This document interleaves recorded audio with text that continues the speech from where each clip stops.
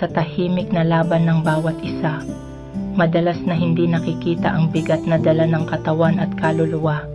Sa bawat hakbang, tila sanay na sa hirap at pagod, ngunit may mga sugat na higit pa sa pisikal na kirot. Mga sugat na iniwan ng mga salitang masakit. Ito'y mga piraso ng ating sarili na unti-unting nawawala sa bawat patalim ng salita. Mga pilat na hindi basta-basta humihilom. Minsan, ang pinakamatitibay ay sila ring pinakanasaktan ng mga bagay na hindi nahahawakan, mga salitang nagpapabigat sa puso at nagiiwan ng mga hindi nakikitang peklat sa loob.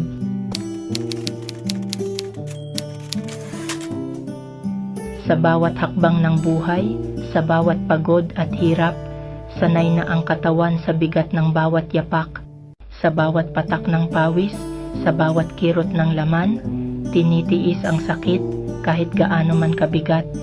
Ngunit sa likod ng bawat ngiti, sa likod ng bawat tawa, may mga sugat na hindi kayang pagalingin ng oras. Mga salitang binitiwan, tila mga patalim na matalim, na sa puso'y tumatagos, nagiiwan ng malalim na pilat. Sanay na sa pagod, sanay na sa kirot, ngunit ang mga salitang masakit, hindi kayang tiisin.